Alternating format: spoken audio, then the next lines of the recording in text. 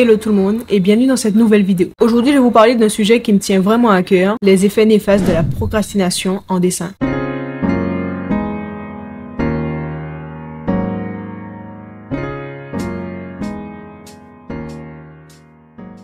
On va revenir un peu dans le temps, la partie de ma vie où je me rends compte que la procrastination c'est vraiment dévastateur, surtout en tant que dessinateur, entre 2022 et 2023. Faut savoir qu'à cette période-là, je viens tout juste de m'inscrire pour un doctorat de chimie. Car oui, pour ceux qui ne le savent pas, je ne vis pas du dessin, mais de la chimie. En tout cas pour l'instant.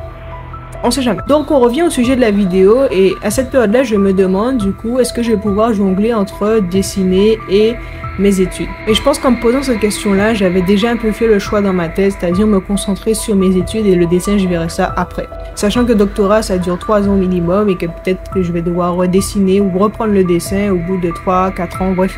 Voilà quoi. Mais sur l'instant, je m'inquiète pas trop, je me dis que le dessin, en fait, c'est comme le vélo, ça ne peut pas s'oublier. Et en fait, je remarque que ce n'est pas vrai, donc du coup, pour ne pas perdre la main, je dessine un petit peu, peut-être pas régulièrement, mais peut-être une fois comme ça par trimestre. Et le résultat est tellement aberrant que je me rends compte qu'en fait, sur cette période-là, j'ai dû réaliser 2 dessins. Et j'en ai entamé pas mal que je n'ai jamais terminé. Et je les ai entamés et pas terminés justement à cause de la procrastination. La procrastination, en fait, c'est ce petit démon à l'intérieur de vous-même qui, en fait, vous dit tu peux le faire plus tard. Et en fait, vous écoutez cette voix-là et vous vous rendez compte qu'en fait, vous l'avez jamais fait. Et ça peut être vraiment destructeur, surtout si vous êtes passionné de dessin. Et en fait, finalement, je réfléchis, je fais le constat sur moi-même et je me dis, mais j'ai suffisamment de temps pour dessiner à côté de mes études et quel est le problème? D'abord, il y a la perte de temps. Je me retrouve souvent à faire des choses inutiles. Enfin, je dis inutiles, c'est des choses que j'aime mais qui, en vrai, sont inutiles si on parle de manière objective. C'est-à-dire que je peux passer des heures sur mon téléphone ou en train de jouer aux jeux vidéo, que ce soit sur mon PC ou mon portable, enfin,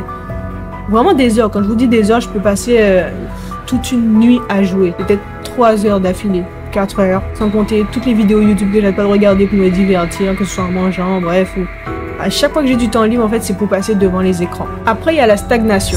En dessin, comme dans beaucoup de domaines, il faut s'exercer et de manière régulière pour pouvoir s'améliorer. Donc, je me rends compte que quand je ne dessine pas, ben, je ne m'améliore pas. Donc, ça veut dire que je suis en train de stagner et que mes compétences en termes de dessin, ben, n'ont pas d'évolution. Et du coup, ça me décourage. Je me dis que, bon, j'ai peut-être atteint le plus haut niveau que je peux faire en fait. Après, il y a aussi le fait que parfois je me lance dans un projet qui est tellement grand que je suis découragée par mon propre projet. C'est-à-dire que je sais que ce projet-là va me demander du temps. C'est-à-dire que j'ai peut-être fait un dessin au format A3 assez grand et du coup je me dis bon, sachant qu'en plus mon objectif c'est peut-être de faire du dessin hyper réaliste, bah ça me décourage. Pour comprendre ce que je dis et pourquoi le dessin réaliste ça peut décourager, ben, je vous conseille de regarder ma précédente vidéo, comme ça vous comprendrez tout, le lien est quelque part autour de mon visage. Et en fait, quand je commence ce type de dessin, je commence très bien, vraiment très bien. Et puis à un moment je me dis bon, c'est un peu long, pas mentir, c'est vraiment long. Et donc ben, je dis je terminerai plus tard. Finalement je le fais pas. Et en fait je me rends compte que j'ai pas mal de dessins que j'ai commencé pendant cette période-là que je n'ai jamais terminé. Et c'est pas que je les ai mal commencés, c'est super, le début est vraiment impeccable, mais je les termine pas parce que ils sont longs en fait. Et là c'est grave, parce que je me dis que ben tu commences des choses que tu termines pas, t'es même pas discipliné envers toi-même en fait. C'est pas ce que je devrais me dire, je devrais me dire que allez, sois discipliné envers toi-même, respecte-toi et puis termine tes dessins en fait. Et en même temps, la procrastination, c'est vicieux parce qu'elle crée un sentiment de culpabilité et de stress. Parce que tu veux commencer un projet et tu te sens coupable de ne pas l'avoir fait. Et ensuite, la culpabilité se transforme en stress et ensuite le stress se transforme en abandon en fait. En fait, ce qu'il faut se dire, c'est que chaque fois que tu abandonnes un dessin, mais en fait, c'est une perte d'opportunité. Parce que chaque dessin inachevé est une nouvelle opportunité de s'améliorer, une nouvelle opportunité d'aller plus loin, de découvrir ta propre personne, tes propres envies. Est-ce que tu veux toujours dessiner comme ça, ou est-ce que tu veux te lancer vers un autre style, ou bien est-ce que tu veux garder ce style-là, mais le mettre à ta sauce. En fait, et chaque fois que tu termines pas un dessin, mais en fait, tout ça, tu le rates. Et ça, c'est réel. Et entre 2022 et 2023, je me rends compte que j'ai rien fait. Je suis déjà contente de ne pas avoir perdu la main à 100%, mais des fois, je redécouvrais mon matériel et je me demandais, mais comment j'utilisais ça déjà? Ça m'a fait un peu de peine.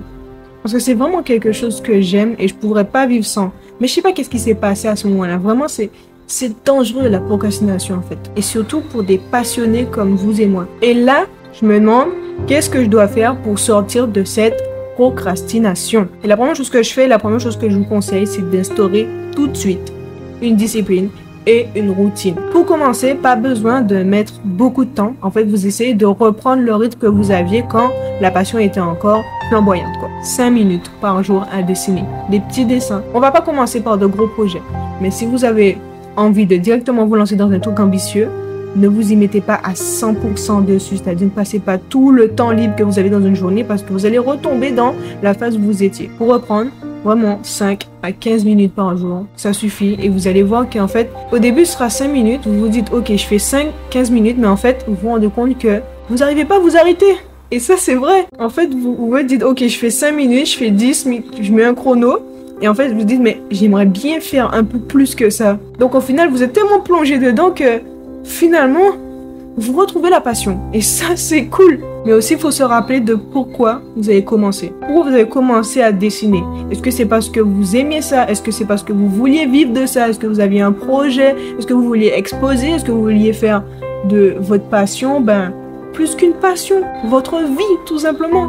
Rappelez-vous pourquoi vous dessinez. Est-ce que c'est pour vous exprimer? Est-ce que c'est pour déclarer quelque chose, exprimer un message, décrire qui vous êtes parce que vous n'avez pas à le faire en parlant, mais en dessinant, tout est possible pour vous. Et quand vous vous rappelez de ça, l'étincelle de votre cœur là vis-à-vis du dessin, elle est là. En tout cas, me concernant, j'ai recommencé vraiment à dessiner fin 2023, c'est-à-dire entre novembre et décembre, juste avant de prendre mes résolutions pour l'année 2024. Et justement, l'une de mes résolutions 2024, c'était de revenir sur les réseaux, tout, Instagram, YouTube, et de faire ce que je m'étais toujours promis de faire parce que c'était un rêve, c'était d'avoir une communauté qui aime ce que je fais et qui veut apprendre de moi et en fait juste m'amuser, surtout sur YouTube. Je suis très contente parce qu'on va bientôt atteindre les 1000 abonnés, donc vraiment abonnez-vous, partagez la vidéo, ça fait vraiment plaisir. Et honnêtement, j'ai vraiment pas envie de m'arrêter là. Je vais pousser vraiment pour pouvoir atteindre mes objectifs